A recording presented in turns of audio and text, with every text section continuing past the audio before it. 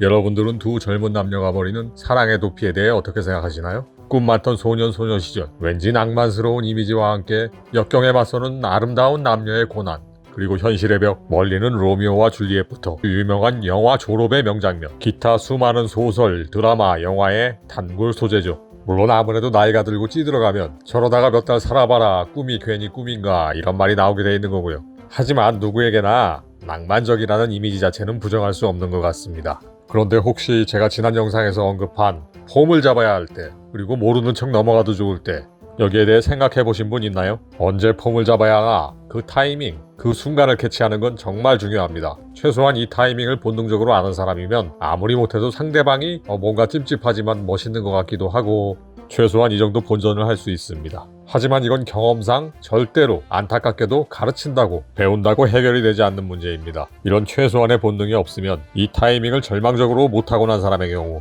뭘 하건 나이를 불문하고 중2병 환자 취급을 받죠. 방구석에 있을 땐 무적이지만 나오는 순간 모두가 이런 눈빛을 보내는 거죠. 싸늘하다. 가슴에 비수가 날아와 꽂힌다. 그리고 지금은 본능적으로 폼 잡을 때라고 느껴도 주변 상황을 동시에 빠르게 캐치해야 합니다. 아무래도 폼 잡는 건 여러 사람이 있을 때 한 사람한테만 해야 효과가 더 강력하죠. 하나 더 있었죠. 모르는 척 넘어가 본능에 몸을 맡겨야 할 때. 적나라하게 말하면 알면서도 모르는 척 유혹에 넘어가줘야 할 타이밍. 이거 역시 눈치가 없으면, 타이밍이 안 맞으면 상황은 종료되고 뒷북친다는 소리밖에 안 들을 수 있죠. 여자분들 특유의 오빠 내가 왜 화나는지 몰라? 이 멘트가 같이 따라오고요. 모르는 사람은 평생 모르더라고요. 제가 어릴 때 유행하던 안 돼요 이런 것과 일맥상통하는 거죠. 사랑의 도피 이야기하다 왜 뜬금없는 소리만 하냐고요? 오늘은 모르는 척 본능에 몸을 맡겼더니 나도 모르게 스펙타클한 에피소드가 돼버린 그런 이야기입니다. 먼저 어쩌다 보니 한국 남자랑 사랑의 도피, 야반도주가 되어버린 외국인 미녀의 내용을 보시겠습니다. 혹시 사랑의 도피를 해보신 적 있나요? 왠지 로맨틱하고 소녀 시절 두근거림과 낭만이 있는 이야기죠. 사랑의 도피까지는 아니지만 정말 재미있던 기억을 꺼내봅니다. 난 독일 뉘른베르크에서 태어나 살았고 엄마와 아빠에겐 딸 하나뿐이라 과보호가 심했어요. 어릴 땐 큰 병을 앓아 몸이 약했거든요. 지금은 무척 건강하고 난 이미 성인이 되었는데도 부모님은 내가 다른 남자와 데이트하거나 친구들과 여행 가는 걸 항상 반대하죠. 여행을 가도 늘 부모님과 함께 독일 가까운 곳을 둘러보는 일밖에 없었어요.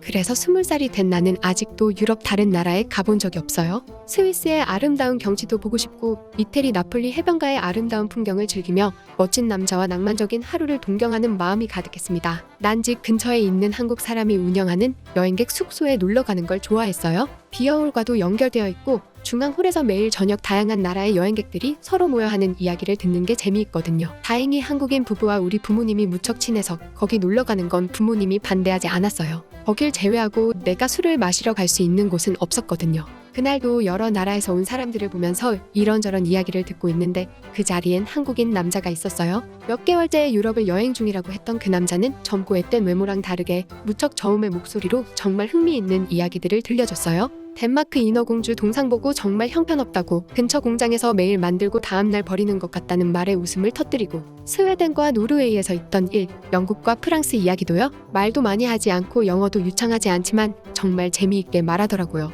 밤 늦게까지 그와 대화하다 집에 가기 아쉬워 언제까지 여기 있느냐고 물어봤죠. 그는 모레 떠난다고 했어요. 그래서 내일도 이야기를 듣고 싶다고 했더니 그럼 이야기 들려주는 대신 내게 가이드를 해달라고 했어요. 다음 날 우린 그가 가려는 곳, 내가 알고 있는 숨은 명소들을 둘러보며 끊임없이 대화를 이어나갔고 나는 재미있는 그의 이야기에 정신없이 빠져들었습니다. 그 때문에 다른 나라에 가고 싶던 내 막연한 동경은 더욱 커졌어요. 그리고 그가 다음 행선지로 나폴리에 간다는 말을 듣자 나는 한숨을 푹 쉬었습니다. 그가 왜 그러냐고 물었죠? 나도 모르게 나폴리에 나도 같이 가면 안 되냐고 말했어요. 난 정말 나폴리에 가보고 싶었거든요. 그는 함께 가는 건 상관없지만 내일 저녁에 출발이고 침대칸을 미리 예약해야 하는데 준비할 시간이 모자라지 않냐고 했습니다. 어디서 그런 용기가 난 건지 난 전화로 기차편을 알아봤고 다행히 그와 같은 객실에 자리가 남아 있었어요. 그렇게 내 인생 처음으로 일탈을 기다리며 그날 밤 거의 뜬 눈으로 밤을 새웠습니다. 다음 날 나는 아무렇지 않게 가방을 들고 그를 만나서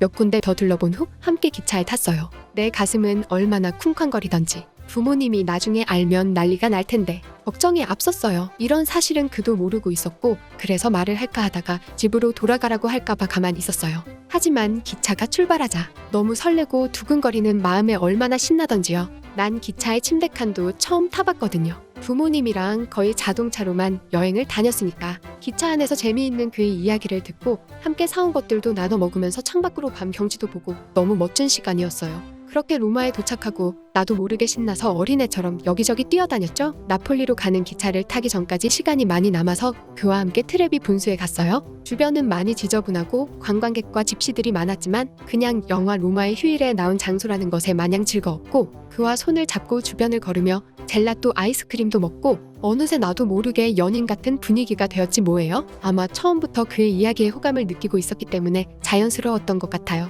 나폴리에 도착하고 멋들어진 야외 식당에서 마르게리따 피자를 저녁으로 먹었어요. 아름다운 밤 분위기와 제가 동경하는 장소, 먹고 싶었던 음식, 그리고 동양에서 온 이국적인 남자, 내가 꿈꾸던 로맨틱한 상황에 흠뻑 취해 있었어요. 그렇게 함께 밤을 보내고 다음 날 나폴리 근교 해변을 그와 함께 둘러보며 무모했지만 오길 잘했다고 생각했죠. 하지만 만족감이 큰 만큼 현실로 돌아와 걱정이 앞섰고 그런 내 얼굴을 본 그가 계속 걱정하며 날 신경 써주는 바람에 그에게 사실을 다 털어놓았습니다. 그 순간 그의 표정은 평생 잊지 못할 거예요. 엉뚱하고 재미있고 귀엽다는 온갖 감정이 섞인 그 표정. 난 숙소에 가서 집에 전화를 했고 전화를 들은 엄마는 막 울었어요. 무서운 일을 당한 줄 알고 경찰에 실종 신고를 했다고 전 모든 걸 설명했더니 뜻밖의 부모님은 날 더 나무라지 않고 이왕 간 거니까 즐겁게 보내고 오라고 했어요. 나 혼자가 아니라 덜 걱정한 것 같아요. 내가 그를 많이 칭찬했거든요. 그리고 한국인 사장님도 우리 부모님이 정말 좋아하는 분들이라 위험한 일은 없을 거라 생각한 것 같아요.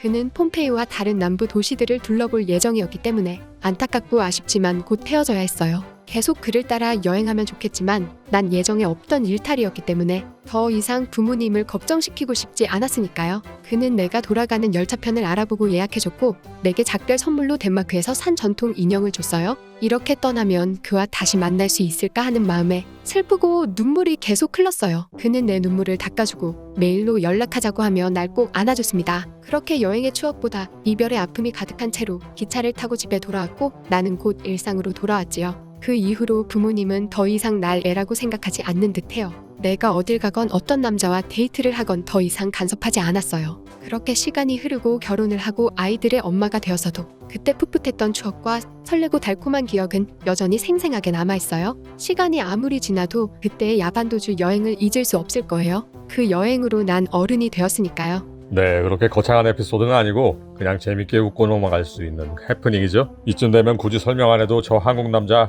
저라는 거 아시잖아요. 그 뒤로 몇 년 동안 이메일도 주고받고 독일에 갔을 때 한 두세 번 또 만났어요. 서로 그때 이야기하면 깔깔 웃고 엄청 좋아하죠. 그렇게 서로 이야기 나눈 것들을 재구성해봤습니다. 나폴리에서 하룻밤 보내고 그 다음날 계속 안절부절 못하길래 왜 그러냐, 아픈 거냐 쓰다듬어주고 달래고 있으니까 그냥 또르르 눈물을 흘리면서 이실직고를 하더라고요. 괜히 끌어들여서 미안하다고요. 어이가 없죠. 그냥 나폴리 가는 길에 동행이 생긴 건데 즐겁게 보내고 있었는데 무슨 난데없이 사랑의 도피도 아니고 이 야반도주가 돼가지고 저는 난지 모르는 척 본능에 몸을 맡기고 넘어간 것뿐인데 제가 꼬신 것도 아니고요.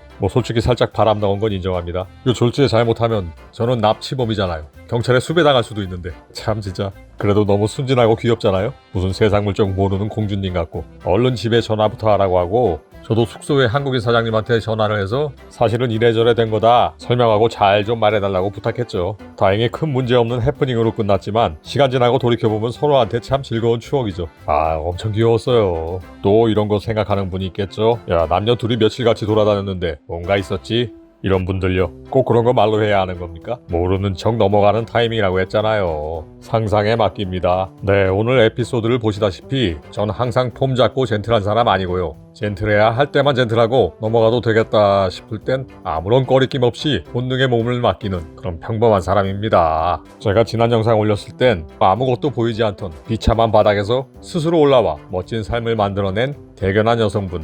너무 아름답고 고맙잖아요. 제 보잘것없는 호의를 감사해주고 평생 잊지 않고 또 그렇게 멋지게 자라주고 그걸 보면서 여러분들도 용기를 잃지 말고 힘을 냈으면 하는 반응을 생각하고 만들었는데요. 근데 시청자분들께서 제가 전혀 의도하지 않은 당황스러운 반응을 보이셨어요. 제 이야기 나오는 부분은 그냥 폼 잡느라 고생했네 이러고 그냥 웃고 넘어가셔야 합니다. 폼 잡다 속 쓰리겠네, 가오가 육체를 지배하고 있네, 전 이런 반응을 의도한 건데 왜 엉뚱하게 저한테 과도한 칭찬과 당황스러운 반응을 하시는 겁니까? 저 남의 생각 전혀 영향 안 받고 살고 싶은 대로 살고요. 제가 잘한 거 있으면 대놓고 칭찬하라고 합니다. 그런 거 부끄러워하는 타입이랑 100만 년 멀어요. 악플이나 정신 이상한 사람 댓글 아무리 봐도 전 그냥 이산화탄소나 변기물이 글도 쓰네 뭐 이런 느낌이기 때문에 무생물이 그러는 거라고 생각하기 때문에 아무 느낌 안 받고 멘탈에 1g도 영향 없어요. 근데 과도한 칭찬은 당황해서 멘탈이 흔들리네요. 제가 칭찬받을 일 아니고 의도한 것도 아닌데 그리고 여러분들 반응이 그러시니까 제가 창피하고 괜히 숨고 싶고 감당하기 힘들어요.